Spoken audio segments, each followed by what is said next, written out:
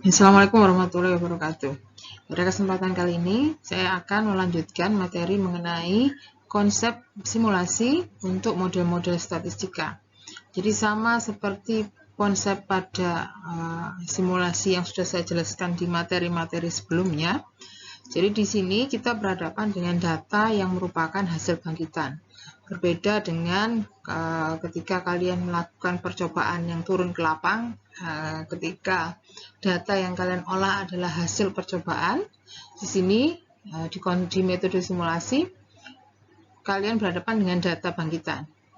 Ketika minggu-minggu sebelumnya, pada materi sebelum-sebelumnya kita belajar membangkitkan data yang berasal dari atau data yang merupakan input bagi contoh-contoh di kasus riset operasi seperti antrian, seperti sediaan, ataupun kasus simulasi Monte Carlo yang lain secara umum. Di sini pada materi kali ini kita fokus pada bagaimana membangkitkan data sesuai dengan model-model statistika dan data bangkitan ini nanti dipakai untuk apa. Dia tujuan utama melakukan simulasi dengan data yang mengikuti model-model statistika biasanya umumnya adalah untuk kebutuhan teori, ya, kajian teori mengenai sifat penduga. Jadi di sini istilah-istilah ini kalian kenal sewaktu kita belajar statistika matematika atau teori peluang, ya, di mana konsep pendugaan parameter itu selalu dipertanyakan bagaimana sifat penduga dari aspek ketidakbiasan, dari aspek ragam, konsistensi, dan lain-lain. Ya, di mana penduga yang kalian sudah pelajari sebelumnya bisa macam-macam, baik itu metode kuadratur kecil, MLE, metode momen, Bayes, ya. Kemudian ada di pemodelan tertentu, setelah melakukan pendugaan parameter, kita melakukan uji lanjutan, ya, berupa pembentukan selang kepercayaan dan uji hipotesis. Jadi selain sifat penduga, dari macam-macam penduga ini, kita juga ada pemanfaatan lanjutan dari penduga kita untuk pembentukan selang kepercayaan ataupun uji hipotesis, di mana ini bisa kita lakukan hanya ketika asumsi itu terpenuhi. Padahal di kasus realnya tidak selalu asumsi itu dapat terpenuhi. Ketika asumsi terpenuhi, maka sifat-sifat ini semua sudah ada teorinya, sudah ada cara analitik untuk mendapatkan atau memeriksanya. Sudah ada cara membentuk selang kepercayaan dan uji hipotesis ketika asumsinya terpenuhi, misalkan distribusi normal pada galat, gitu ya. Jadi asumsi-asumsi yang sudah terpenuhi itu aman, kita sebetulnya tidak perlu lagi melakukan simulasi, karena secara teori sudah ada semua cara menganalisisnya. Jadi di sini metode simulasi itu dipakai sebagai emergency exit ketika asumsi yang mendasari itu tidak terpenuhi. Ya, jadi kita tidak bisa menganalisis sifat-sifat ini akibat asumsi dasar yang tidak sesuai, tidak bisa membentuk selang kepercayaan misalkan karena distribusinya ternyata bukan distribusi normal, jadi tidak bisa pakai distribusi T, tidak bisa pakai distribusi normal baku, ya, sehingga harus lari ke sini. Secara teori tidak bisa kita pakai lagi, kita harus melakukan simulasi. Nah, sebelum simulasi itu dilakukan, biasanya kita menggunakan konsep atau pembangkitan data sesuai dengan apa yang terjadi di situ. Ya, jadi sesuai tidaknya dengan asumsi atau pelanggaran asumsi apa yang terjadi itu sebenarnya bisa diciptakan dari proses pembangkitan. Yang pertama, nantinya simulasi yang kita lakukan adalah simulasi Monte Carlo. Jadi waktu awal-awalnya kita belajar simulasi Monte Carlo adalah simulasi yang sifatnya statis. Jadi tidak ada keterkaitan antara satu dengan yang lainnya, satu ulangan dengan ulangan yang lainnya. Dan dilakukan beberapa kali, jelas pasti. Cuman inputnya adalah stokastik.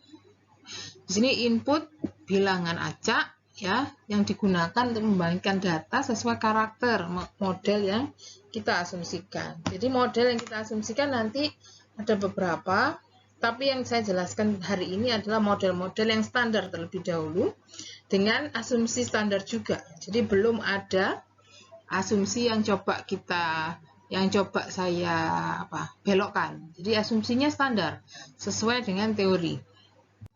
Ya, jadi contoh. Jadi di sini misalkan ada model nilai tengah. Model nilai tengah ini sebenarnya ya Y itu berdistribusi normal, itu setara. Jadi, kalau kalian sudah pernah belajar entah itu di regresi atau di ekonometrika ya, Y ini bisa saja saya tulis begini. Ini sama dengan ini. Hanya saja di sini saya ingin menonjolkan bahwa data pengamatan kita itu terdiri dari nilai tengah mu dan plus minus galat, di mana mu ini kita bisa dianggap sebagai konstanta parameter dan galat inilah yang nanti bersifat stokastik yang harus dibangkitkan sesuai distribusi normal ya, dengan nilai tengah 0 dan ragam sigma kuadrat. Atau model yang lain, model regresi linear. Di sini contoh saya hanya satu prediktor. Misalkan Bu, saya ingin lebih dari satu prediktor, silahkan ya lakukan penambahan di sini. Tentunya parameternya akan lebih banyak. Ini model regresi linear. Jadi bisa dilihat di sini nanti ini parameter beta 1, beta 2 ini berupa konstanta. X ini nanti juga berupa besaran nilai-nilai prediktor yang mungkin kita peroleh. Dan galat ini yang sifatnya stokastik, berdistribusi normal, ya berdistribusi normal. Atau model linear efek satu perlakuan. Nah, ini kalau kalian sudah belajar metode statistika 2, ya yang ada uji rata-rata beberapa populasi, ya. Ini karena mu i-nya di sini terdiri dari I yang perlakuan pertama sampai perlakuan ke P. Jadi mu I ini adalah efek dari perlakuan pertama sampai perlakuan ke P, di mana masing-masing ada ulangannya sebanyak J. Jadi di setiap perlakuan itu diamati beberapa kali, dilakukan beberapa kali percobaan. Nah, sehingga kalau kamu punya P perlakuan dan N ulangan, ya ini nanti pengamatanmu sebanyak P kali N. Sehingga galatnya di sini juga mengikuti sesuai asumsi, juga berdistribusi normal dengan nilai tengah 0 sigma kuadrat, cuman jadi sebanyak P kali N. Model autoregresif, misalkan, ini model berikutnya ya. Model autoregresif dengan order P yang sudah belajar analisis deret waktu, yang belum ya diikuti saja. Jadi di sini pengamatan pada satu periode waktu itu adalah fungsi linier dari pengamatan pada satu periode sebelumnya dengan faktor pengalih psi, di mana psi-nya ini tidak boleh secara harga mutlak, tidak boleh lebih dari 1, plus galat. Tapi galat di dalam deret waktu ini istilahnya biasanya white noise, yang sifatnya sebetulnya sama dengan epsilon tadi. Cuma di sini diberi notasi yang berbeda, AT distribusi normal dengan nilai tengah 0 sigma kuadrat. Model moving average, ya, key dengan order key. Ini saya misalkan ordernya satu semua biar mudah.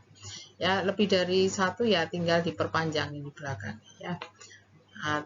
Order 2 berarti di sini YT min sampai YT min 2. Kalau di sini MA 2 ya nanti tambahan A sampai AT min 2. Ini sama ya, kalau ini pengamatan sekarang dipengaruhi oleh pengamatan satu periode sebelumnya. Kalau yang ini, apa yang terjadi yang diamati saat ini adalah akumulasi dari faktor-faktor tak terjelaskan. Jadi white noise ini perannya seperti galat. Galat itu ya faktor tak terjelaskan yang terakumulasi dari satu periode sebelumnya dan periode saat ini. Faktor tak terjelaskan pada satu periode sebelumnya dan faktor terjelaskan pada saat ini, di mana bobotnya menurun ya, karena semakin lama semakin perannya semakin kecil. Di sini ada bobot theta, di mana theta juga nilainya tidak boleh lebih dari 1. Atau model deret waktu ARIMA yang umum dengan order P, D, dan Q. Satu lagi, bisa saja kamu ingin mendapatkan variabel yang lebih dari 1 ya, pasangan ya, pasangan Y1, Y2 atau bahkan Y1 sampai Yn yang mengikuti sebaran normal bivariat multivariat dengan korelasi tertentu. Itu bisa saja. Oke. Jadi model-model yang saya sebutkan ini model standar di mana semua mengikuti asumsi, di mana asumsi itu biasanya sifat randomnya itu muncul pada sifat galat atau white noise, sedangkan model di sini sesuai dengan bentuk linearnya. Dan nantinya simulasi itu akan mempunyai peran besar justru ketika pada model-model dasar yang tadi saya jelaskan itu terjadi pelanggaran asumsi tertentu. Jadi kalau tadi itu model dasar, nah, kalau memang kasusnya mengikuti sesuai dengan model yang saya ceritakan tadi beserta asumsinya, maka sebetulnya tidak perlu melakukan pembangkitan atau tidak perlu melakukan simulasi, karena di kasus-kasus itu teori sudah bisa diterapkan. Namun jika sampai ada misalkan ya galat yang tadinya diasumsikan distribusi normal, sekarang bukan sebaran normal. Nah, disinilah peran pembangkitan. Jadi kamu bisa membangkitkan model sesuai model salah satu dari model yang tadi saya contohkan, tapi galatnya bukan distribusi normal atau white noise-nya bukan distribusi normal. Nah, nanti dilanjut dengan analisis tambahan yang mempelajari sifat-sifat penduganya. Jadi model yang saya jelaskan hari ini sebetulnya masih bahan baku dari simulasi lanjutan. Ya, tapi bahan baku yang saya ceritakan ini nanti berawal dari model standar dengan beberapa asumsi yang bisa jadi tidak sesuai. Jadi misalkan tadi ada distribusinya memang bukan sebaran normal, atau pada galatnya tadi itu ada pencilan sehingga tidak lagi normal tapi menjulur gitu ya karena ada pencilan. Kemudian sifat kebebasan, jadi seharusnya tadi kan saling bebas antar galat, di sini tidak ada, ternyata ada autokorelasi antar galat. Itu pelanggaran asumsi. Ragam tidak konstan, ada pelanggaran asumsi juga ya. Dan di sini karena galat ini yang memegang atau white noise ini yang memegang peran penting di dalam pembangkitan ya, karena galat ini yang mempunyai distribusi, sedangkan yang lain-lainnya tadi kan enggak, itu konstanta semua, parameter atau konstanta, maka di bagian inilah kita mengotak-atik pelanggaran asumsi, bagian distribusi galatnya. Ketika sampai ada yang terlanggar di distribusi galat, otomatis sifat-sifat penduga yang secara teori itu sudah ada kajiannya, maka di sini tidak bisa lagi kita pakai. Nah, pendekatan paling mudah untuk menentukan itu tadi adalah dengan melakukan simulasi. Nah, simulasi bahan bakunya ya model-model tadi. Ya, model kita tadi seolah-olah kita pakai untuk membangkitkan data sesuai kondisi di mana ada pelanggaran asumsi ini. Ya, baru dilanjut dengan analisis mengenai sifat-sifat. Pada pertemuan kali ini saya masih fokus pada pembangkitan bahan bakunya. Di bahan baku yang dipakai model-model tadi itu adalah input nanti untuk simulasi lebih lanjut. Bahkan yang saya jelaskan di halaman-halaman selanjutnya ini nanti modelnya juga masih sesuai asumsi. Jadi masih belum saya otak-atik asumsinya supaya kalian paham dulu posisi model itu bagaimana membangkitkannya. Oke. Jadi di sini saya diminta seolah-olah menciptakan ya variabel Y atau bahasa kita istilah kalian data. Ya, kalian punya data, tapi kalau datamu itu hasil percobaan, di sini saya akan membangkitkan. Seolah-olah saya diminta membangkitkan data Y1 sampai 100 yang dianggap memiliki nilai tengah tertentu mu plus minus galat. Ya, plus minus galat, di sini galatnya mempunyai nilai tengah 0 dengan ragam tertentu. Kalau nilai tengahnya 0 kan berarti nanti bisa dengan ragam tertentu bisa positif, bisa negatif, makanya di sini plus minus. Nantinya kalian membutuhkan langkah-langkah ini di dalam pembangkitannya. Jadi di dalam pembangkitan data dengan nilai tengah tertentu ini, kalian butuh info mengenai berapa yang kalian butuhkan. Misalkan 100 ini dinyatakan dengan N. Kemudian kamu butuh mu, berapa nilai tengah yang mau dipakai untuk membangkitkan datamu, misalkan 10. Berapa ragamnya? Ini ragam pada galat, ya. Misalkan di sini saya tulis 4, ini misalkan aja. Kamu mau pakai harus 4, terserah. Sesuai kebutuhan aja, kamu mau membangkitkannya dengan ragam berapa. Oke. Kemudian input konstan ini ada beberapa yang dibutuhkan di dalam pembangkitan input random. Jadi input randomnya di sini adalah galat. Nah, galat di situ dinyatakan distribusi normal. Nanti normal itu ada di R. Cara membangkitkannya dengan kode sendiri. Ya, 0 sigma kuadrat. Nah, sigma kuadrat ini kita pakai yang sudah dinyatakan di input konstan. Ya.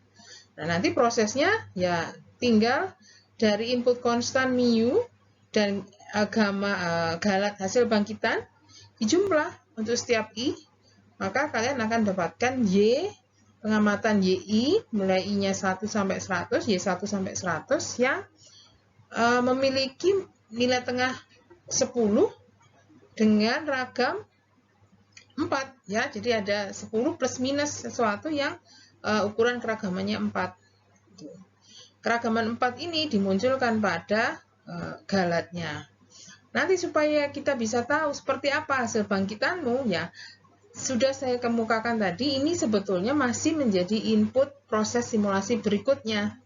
Tapi sementara karena proses simulasi berikutnya masih saya pending dulu, untuk sementara kalian dapatkan output yang saya tuliskan ini untuk memeriksa saja apakah bangkitan yang kamu lakukan tadi sudah sesuai dengan karakter yang mu-nya 10, ya ragamnya 4 itu tadi.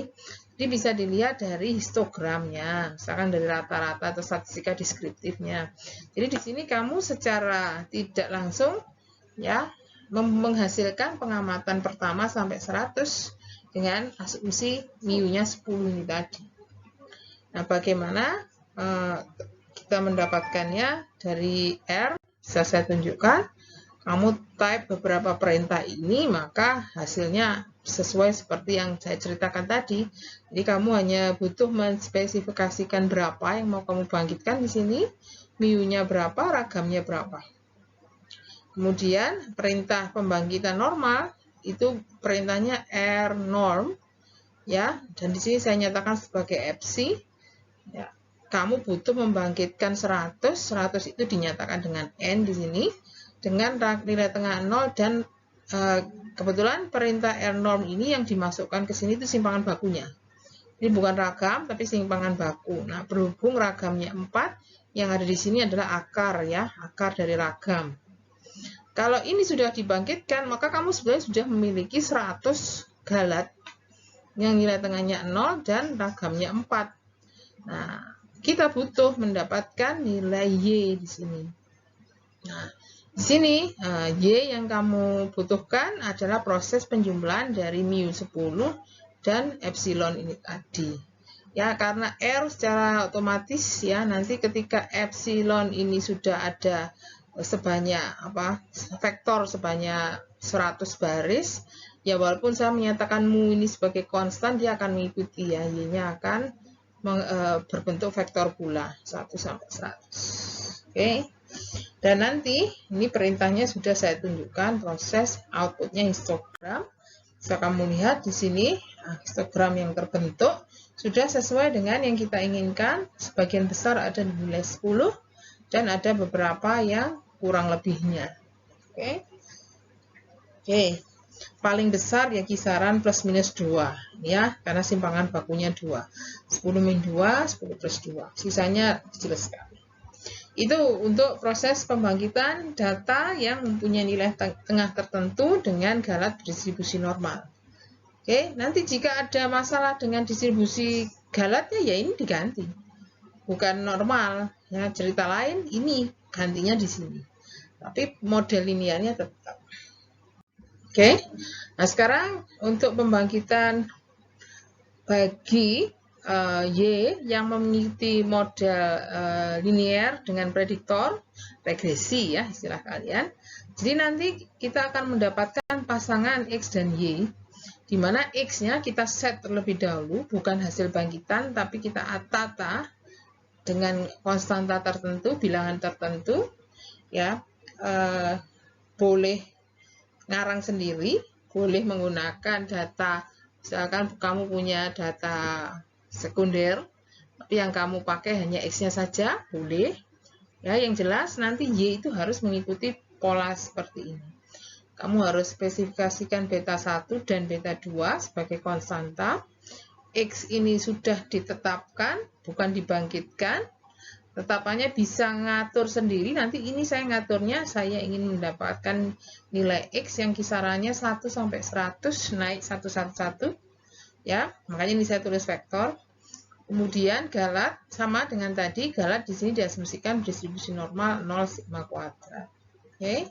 Nah, sigma kuadrat juga perlu info berapa sigma kuadratnya ya. Jadi di sini selain input ukuran berapa yang mau saya bangkitkan, kemudian X yang saya pakai untuk menjelaskan Y-nya tadi, sigma kuadrat juga perlu dinyatakan berapa besarnya. Bisa kate galat dari model yang sudah ada dengan data sekunder, kamu bisa regresikan terus dapat kate galatnya terus kamu pakai, silakan. Silakan ngarang juga boleh. Di sini saya ngawur aja dapat 2,16 dan beta 1, beta 2. Jadi ada N X sigma kuadrat beta 1 beta 2 sebagai input konstan. Jadi di sini saya pakai 2 dan setengah. Proses ya, ini dijumlah. Tapi ada input random berupa galat yang berdistribusi normal. Jadi untuk proses ini baru bisa kita kerjakan ketika sudah ada galat juga yang dibangkitkan. Kalau tadi kan fix ditetapkan, yang ini dibangkitkan. Menggunakan sigma kuadrat yang tadi sudah dinyatakan di sini. Kemudian hasilnya sama seperti tadi. Nah, kita punya pasangan X dan Y sebenarnya yang nantinya dipakai untuk proses lebih lanjut, simulasi lebih lanjut. Nah, di tahapan ini sebetulnya belum sampai output terakhir. Nah, output ini yang saya tunjukkan sebagai output ini sebenarnya tujuannya hanya untuk memeriksa apakah memang betul X dan Y-nya itu mempunyai hubungan seperti yang kita minta di sini. Bisa juga diminta R menghitungkan penduga MKT bagi model regresi ini tadi. Ya, untuk memeriksa, untuk sebagai alat bantu kita melihat bahwa memang sudah betul bahwa Y dan X-nya itu mempunyai hubungan dengan beta 1, 2, beta 2,5 misalkan seperti itu. Oke. Dan implementasi pada R-nya bisa saya tunjukkan. Jadi yang baris pertama ini saya menunjuk atau mengatur ya X yang saya pakai. Di mana saya membutuhkan X nilainya 1 sampai 100 dengan kenaikan 111. Kemudian otomatis ketika X ini sudah saya bentuk, nanti Y yang saya butuhkan ya sebanyak yang ada di vektor X. Makanya di sini saya definisikan N sebagai panjang vektor X, dimensinya ada berapa ya di X-nya nanti, dengan B1 dan B2 sesuai yang tadi kita nyatakan 2,5 termasuk sigma kuadrat.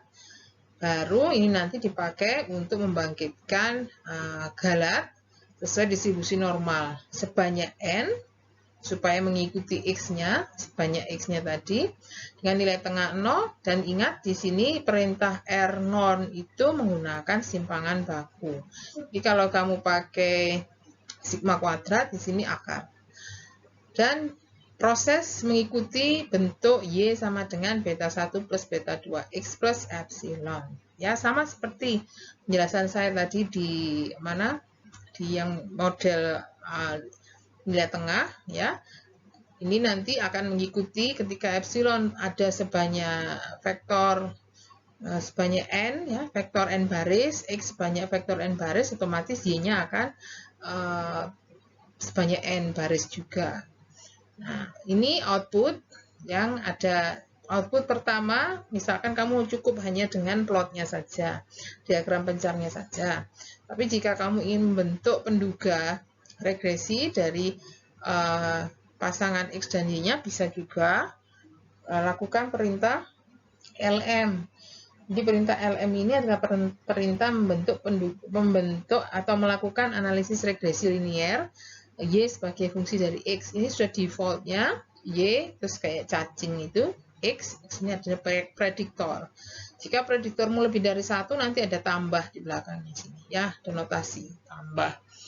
Kemudian yang diminta untuk mencetak di sini saya hanya koefisiennya saja. Karena di perintah LM ini sebenarnya outputnya banyak, tidak hanya penduga saja, tapi juga analisis ragam dan evaluasi kebaikan modelnya dan uji hipotesis ya. Oke. Dari perintah ini tadi ketika kita jalankan untuk yang diagram pencar hasilnya seperti ini, sesuai dengan keinginan kita bahwa X dan Y-nya akan membentuk garis lurus di sekitar atau titik-titiknya berada di sekitar garis lurus yang kira-kira mempunyai intercept 2 dan slope-nya setengah. Slope setengah ini bisa saya perkirakan ketika X-nya 40, di sini Y-nya 20. Ya. Ketika X-nya 60, Y-nya 30. Ya. 80, X-nya, Y-nya 40, dan seterusnya. Oke.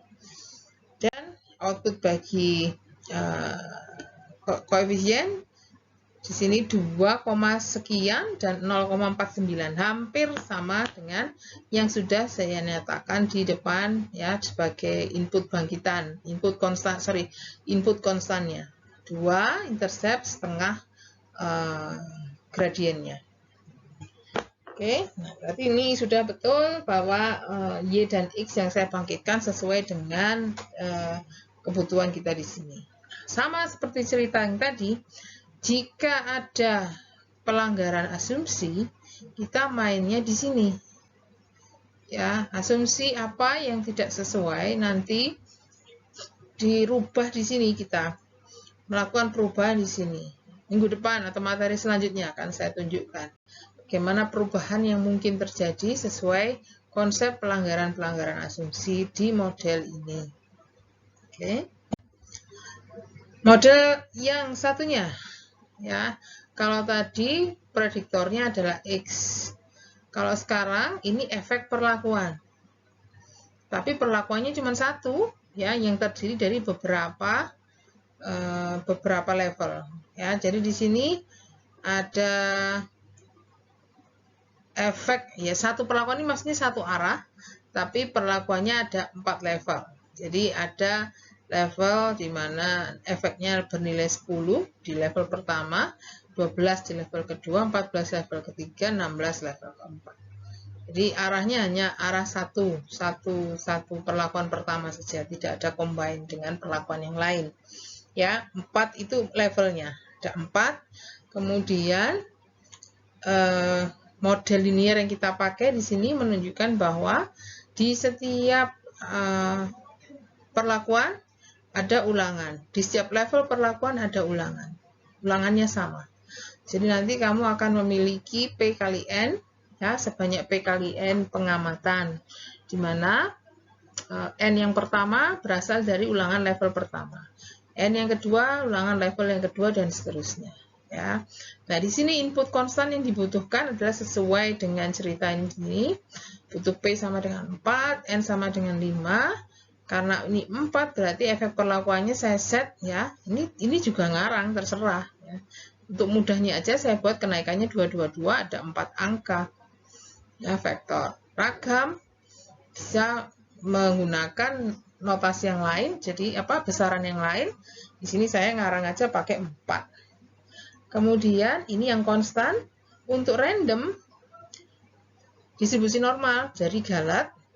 Karena tadi sudah saya ceritakan, kita bangkitkan sekaligus, nanti sekaligus sejumlah 4 kali 5, 20, ya, sebanyak 20 langsung, dan mengikuti distribusi normal dengan nilai tengah 0 ragam 4, seperti yang sudah dinyatakan di input konstan. Hasilnya dijumlah, dan outputnya nanti saya lihat pakai diagram pencar. Sama, ini nanti masih ada lanjutan. Ya, output ini hanya untuk memeriksa saja. Nih, implementasi pada R untuk kasus ini. Jadi input konstan, ini deklarasinya, kemudian mu yang 10, 12, 14, 16, saya pakai perintah sequence. Jadi di sini membuat urutan angka 10 sampai 16 naik 22. Kemudian perlakuan, ya nanti karena naik 22 ini hanya satu vektor yang isinya masing-masing satu, padahal nanti ini di setiap mu ini ada 5. Ya, di angka 10 ada 5, di angka 12 ada 5, dan seterusnya. Maka di sini saya perintahkan untuk menghitung vektor perlakuan yang berisi mu diulang masing-masing 5, masing-masing n.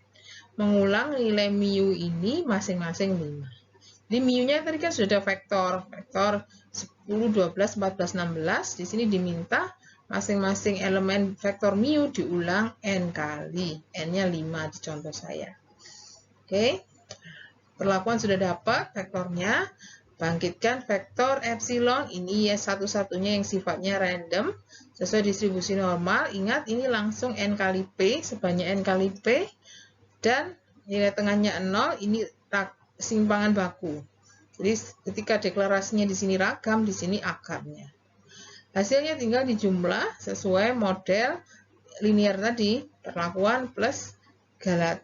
Ya, langsung akan dapat 20 baris. Ya, di sini output saya minta plot untuk melihat polanya. Oke, jadi outputnya bisa kamu lihat di sini. Pada mu 10 ada 5 titik. Ya, 5 titik ini merepresentasikan 5 respon, 5Y. Ya, ada yang di bawah, ya hampir 0, 8 di bawah 8. Ada yang 10, ada yang ya sekitar 12, sampai naik di atasnya. Pada mu 12, ini lebih ngumpul, sebenarnya ada 5, ini cuma tidak kelihatan karena nilainya saling berdekatan. 14 juga begitu, ada yang saling tumpuk karena ada yang mirip. Dan 16 terakhir. Oke.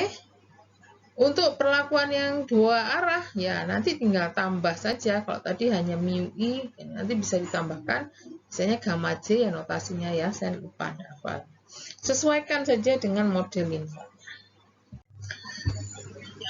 Model berikutnya adalah tentang deret waktu. Ya, jadi di sini saya mencoba membangkitkan proses autoregresif dengan order 1. Jadi seperti ini model linearnya. Ya, nanti saya butuh membangkitkan mulai 1 sampai T besar. Saya butuh, ini katakan saya butuh 100. Saya butuh psi, ya, di sini saya nyatakan psi-nya 0,9. Saya butuh ragam, untuk ragam white noise-nya di sini saya pakai saja angka 4. Kemudian saya juga butuh Y0, karena untuk dapat Y1 saya harus pakai Y0. Ya, jadi Y0 ini saya set angkanya 5 gitu aja. Ini semua terserah. Kalau psi mungkin ya bisa dimainkan sesuai skenario-nya. Kita mau membangkitkan psi-nya berapa. Ya.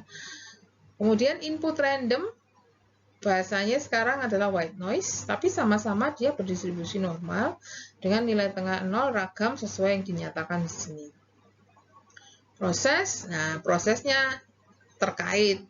Jadi yang ada di T-1 dipakai untuk mendapatkan T. Ya, jadi nanti sedikit beda dengan yang tadi. Kalau yang tadi kan langsung dijumlah, tidak ada for i, ya, tidak ada loop menggunakan i. Karena langsung setiap operasi di elemen ya, antar elemen itu langsung. Misalkan dijumlah ya sudah, nggak usah terkait dengan elemen sebelumnya. Nah, kalau di sini nanti ada keterkaitan antar elemen di sini T-1 dan T, sehingga butuh loop dengan for i. Ya, lihat di sini saya menggunakan notasi, mungkin kalian ini sudah ditandai biru, saya lupa tidak merubah, mungkin tidak disarankan menggunakan T untuk konstan ya, karena sudah ada sendiri defaultnya di R. T itu dipakai untuk apa ya, kebetulan di sini tidak terlalu berpengaruh ya di output, tapi saya sarankan gunakan angka lain. Saya gunakan 101, saya lebihkan 1 karena asumsinya nanti yang T pertama itu Y0. Jadi yang pertama itu untuk indeks waktu 0. Jadi kalau saya butuh 100 berarti ya 0 kan nggak kepake. Jadi nanti yang dimulai dari 2. Jadi pengamatan pertama itu mewakili 0. T sama dengan 0. Jadi di sini I sama dengan 1 itu sebenarnya mewakili T0. Dan I sampai dengan 101 itu mewakili T yang ke 100. Oke. Kemudian notasinya saya gunakan Z ya sebagai deret waktu nanti yang akan saya pakai, dan di sini Z-nya ini saya sediakan rumahnya 0 sampai T ya, berukuran full 101 ya, karena ada nolnya ini tadi, ada nolnya tadi. Tapi yang pertama saya assign angka 5 ya untuk Y0 tadi. Jadi sudah saya sampaikan ya, I1 itu T0. Di Z1 artinya Z0 atau Y0 yang nilainya sudah diatur sama dengan 5. Sigma kuadrat sama dengan 4, Pi saya ingin yang 0,9. Nah, loop inilah proses yang menghitung keterkaitan antara YT-1 dan YT. Tapi di setiap YT perlu penambahan bangkitan white noise. Di sini saya nyatakan white noise-nya sebagai A. Bangkitkan 1 aja setiap kali ya. Jadi setiap kali butuh 1 saja di sini karena ini loop. Kalau tadi kan langsung. Ya, jadi langsung vektor. Nah, ini di sini saya tidak butuh vektor langsung tapi 1 per 1. Jadi 1 dengan nilai tengah 0 ragam simpangan ragamnya ini dalam bentuk simpangan baku. Jadi akar yang ada di sini. Nah, keterkaitannya di sini saya nyatakan sebagai ini Z, seolah-olah kita bunyikan YT sama dengan Pi YT-1 gitu loh, plus A. Ya, A-nya kan setiap kali membangkitkan 1 aja. Jalannya mulai 2 sampai T. Nah, 2 ini tadi mengindikasikan 1. Ya, karena yang 1 itu 0. Ya. Kalau I sama dengan 2, I sama dengan 2 itu mendefinisikan T sama dengan 1. Ya, jadi kalau sampai 101 berarti T 100. Ya, ini sebenarnya loop ini dipakai untuk menghitung mulai mendapatkan T1, Z1 sampai Z100. Oke. Sudah dapat. Nah, untuk menyatakan ini sebagai data deret waktu, kamu perlu mendefinisikan TS. Jadi deret Z-mu ini tadi sebetulnya mau dipakai untuk mendapatkan time series. Ya, variabel apa yang dipakai sebagai time series ini saya nyatakan sebagai Z yang berhubungan dengan waktu 0 sampai T-1. Jadi 2 di belakang ini mendefinisikan T-nya. Kalau ini variabel yang tadi barusan kita hitung, ini mendefinisikan T awal sampai akhir. Ya, kita pakai T0 sampai 100. Ya, 0 sampai 100 gitu aja, nggak usah sampai 101. Ya, kita pakai. Kemudian diplotkan, dihitung autocorrelation, fungsi autokorelasi dan fungsi partial autokorelasi. Oke, salah satu silahkan, tapi untuk memastikan saya pakai dua-duanya karena ketika kalian sudah belajar analisis deret waktu, plot ACF BACF ini yang mencirikan prosesnya. Jadi apakah memang saya sudah membangkitkan sesuai proses R atau nanti proses map akan terlihat dari bentuk ACF dan BACF-nya. Jadi sekali lagi outputnya ini untuk memeriksa benar enggaknya bangkitan yang saya lakukan. Di outputnya bisa dilihat untuk perintah plot ya, ini hasilnya. Oke, memang ini proses autoregresi seperti ini. 2 yang belakang ini bahkan sangat terlihat bahwa ACF dari proses autoregresif itu decay secara pelan-pelan ya. Jadi ini adalah korelasi pada T0. Nilainya pasti 1. Korelasi dengan dirinya sendiri nilainya pasti 1. Korelasi dengan time lag 1 berkurang, dengan time lag 2 berkurang dan seterusnya. Lambat ya pengurangannya. Tapi ketika melihat partial ACF, hanya ada 1 korelasi yang nilainya di luar selang kepercayaan, selebihnya di dalam selang kepercayaan. Istilahnya hanya 1 yang signifikan, selebihnya tidak. Nah, itu adalah ciri dari proses autoregresif 1 dengan order 1. Oke, model yang untuk deret waktu yang lainnya, moving average dengan orde 1, ya sama seperti tadi, saya butuh 100 waktu dengan input psi dan white noise, ragamnya white noise. Misalkan ini sudah saya misalkan. Input randomnya adalah white noise, ya, yang menggunakan sigma kuadrat yang didefinisikan di sini. Ya, saya pakai 0 sampai 100 karena nanti di sini ketika saya butuh Y1, saya butuh A0. Makanya di sini T-nya jalan 0 sampai 100. Padahal di R tidak ada I mulai 0. Jadi sama seperti tadi, I1 itu T0, ya. Dengan output seperti ini. Jadi sama seperti tadi, T-nya saya buat 101 tapi dengan catatan I sama dengan 1 nanti untuk T sama dengan 0 dan I sama dengan 101 nanti untuk T sama dengan 100, ya. Input konstan seperti tadi, dan pendefinisian theta dan sigma kuadrat, dan variabel Z di sini adalah rumah yang saya sediakan untuk deret waktunya, nilai variabelnya. Saya sediakan dulu karena nanti ada proses rekursif di dalamnya, ya. Kemudian A saya bangkitkan sebanyak 101, ya, untuk 0 sampai 100 dengan nilai tengah 0 dan ragam, ya, yang di dalam bentuk akar di sini. Nah, nanti A yang pertama saya pakai untuk Z0. Ya, tadi A1 itu kan A0 sebenarnya. Terus saya pakai untuk mendefinisikan Z0. Kemudian untuk I yang kedua, berarti T yang pertama sampai T yang ke 100, itu 2 sampai T, perhitungannya menggunakan konsep penambahan ini. AI plus theta kali A I-1, di mana AI-1-nya kalau ini diawali dari 2, maka dia akan menghitung A1 di sini. Z2 sama dengan A2 plus theta kali A1. A1-nya kan sudah ada di bangkitan ini. Jadi beda dengan tadi yang autoregresif di mana A-nya dibangkitkan di dalam loop satu persatu. Di sini A-nya dibangkitkan dulu di luar, ya. Bangkitkan dulu di luar, nanti di sini baru dipanggil karena sewaktu proses rekursif ini A-nya harus ada dulu. Kalau tadi nggak harus, ya, langsung bangkitkan satu persatu nggak masalah. Oke. Sudah, hasilnya sama seperti tadi, kita butuh mendapatkan deret, ya, deret dengan perintah TS, time series, variabel yang tadi hasil hitungan, dan sumbu waktu yang di sini saya gunakan 0 sampai T-1, 0 sampai 100 saja. Output seperti ini.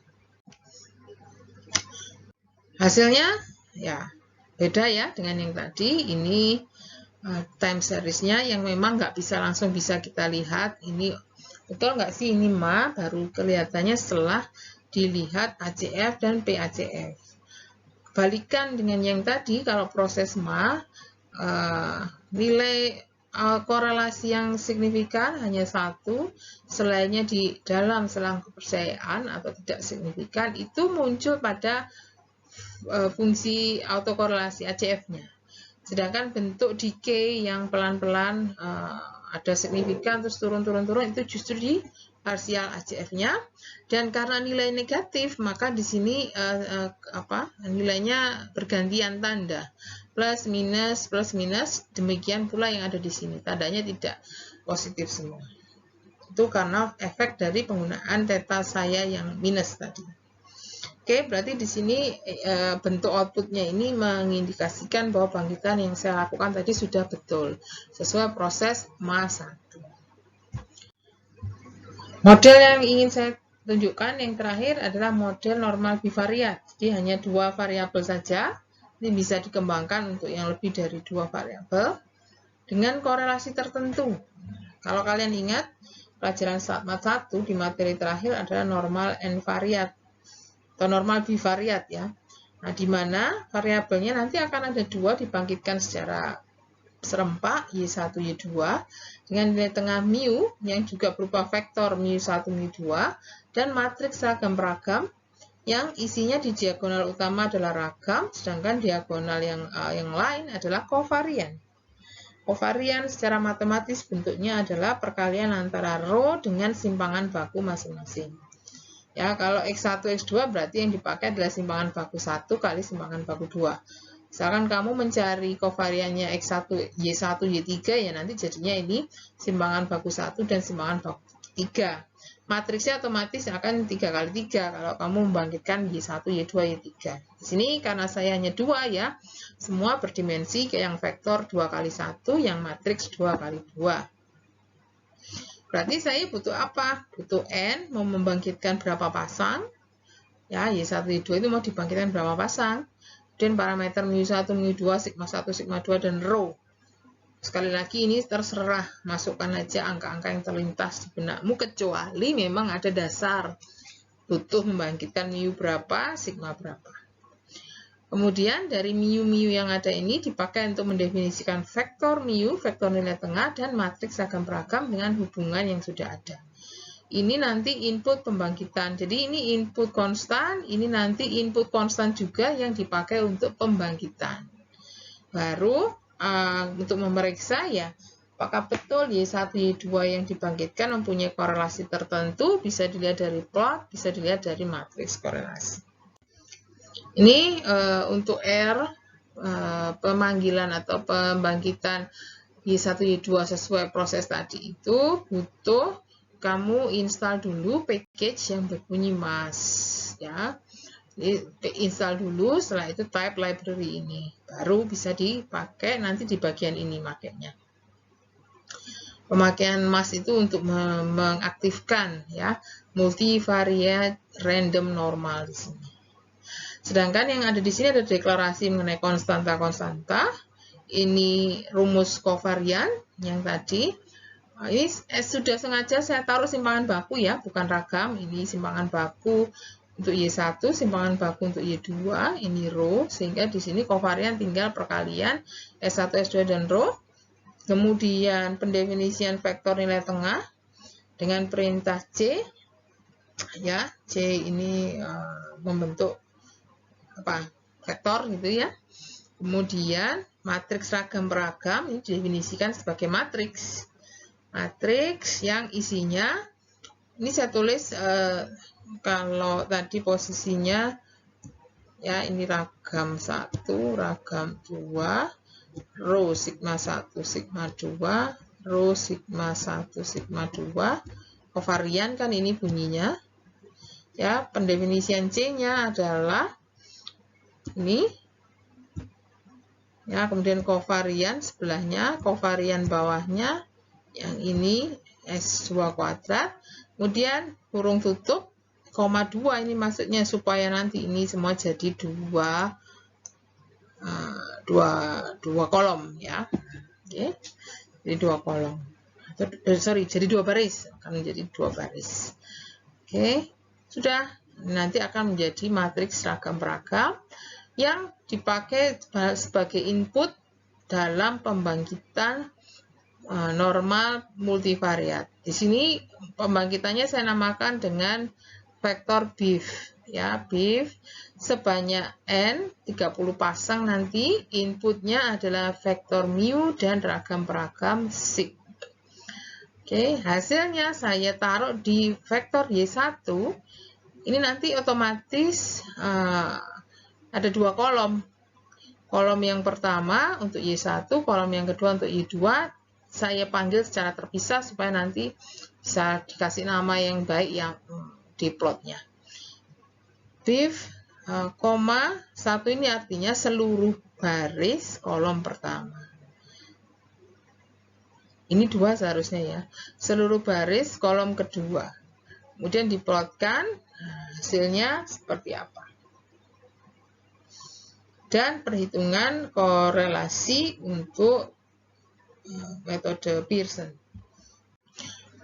Nah, setelah kita jalankan perintah-perintah ini tadi, maka output yang dipakai untuk memeriksa benar hendaknya atau sesuai tidaknya pembangkitan 30 pasang Y1 dan Y2 yang kamu inginkan sesuai dengan konstanta-konstanta ini ya, dan rho yang tadinya 0,9 ya, memang diharapkan dia kedua variabel tadi berkorelasi tinggi 0,9. Bisa dilihat dari plot. Nah, di sini plot Y1 Y2 yang saya buat sudah menunjukkan bahwa memang ada hubungan linier yang cukup erat antara keduanya. Untuk memastikan, saya hitung juga matriks korelasi dengan perintah ini. For BIF ini adalah variabel tadi yang isinya Y1 dan Y2. Ya.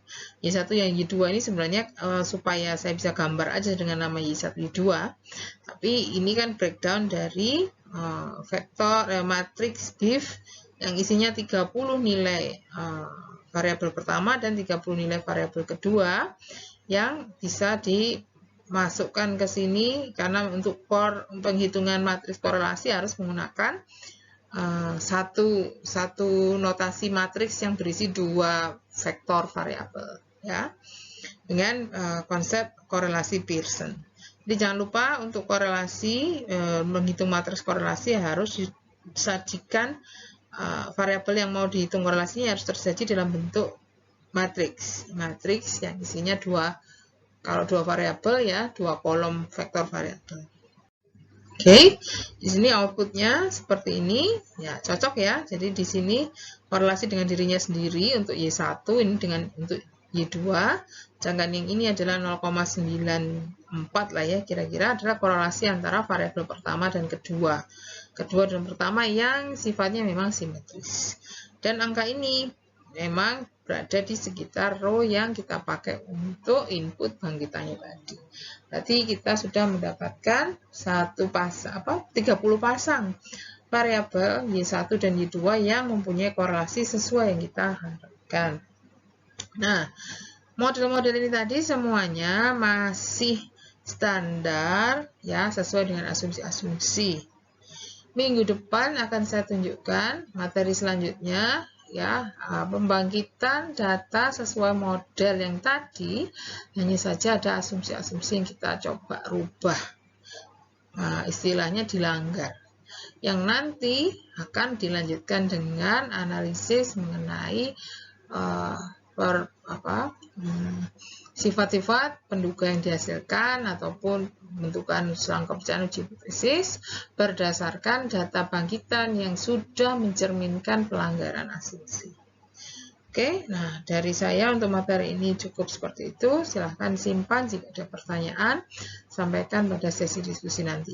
Atas perhatiannya, terima kasih. Assalamualaikum warahmatullahi wabarakatuh.